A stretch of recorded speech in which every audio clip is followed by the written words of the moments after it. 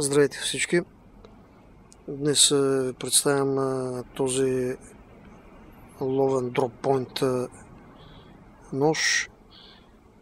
Доста от вас са виждали във форума подобни изпълнения, само че на така наречения ловен клиппойнт. За разлика от него обаче,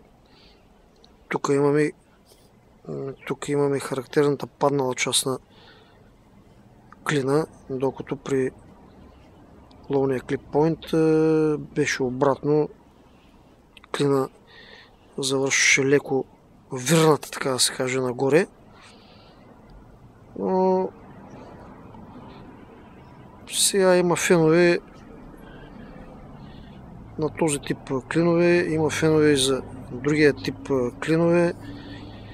Иначе дръжката като цяло е същата, характерна вдлъбка за показалеца тук в тази част до рекасото. Стоманата е X12VF. Обща дължина на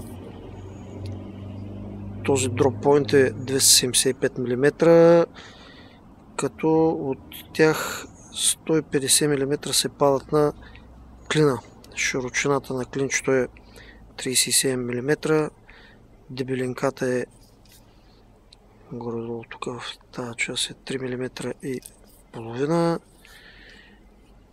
Гартнер ръждавейка, черени черна мекарта, тринита 4 мм и 6 мм тръбичка за паракорти, седжимки, всякакви видове. Тук в предната част на клина се забелязва едно леко скосяване, по-скоро за красота, отколкото за нещо друго. И с това общо взето се изчерпва представянето на този симпатичен ловен дроппойнт.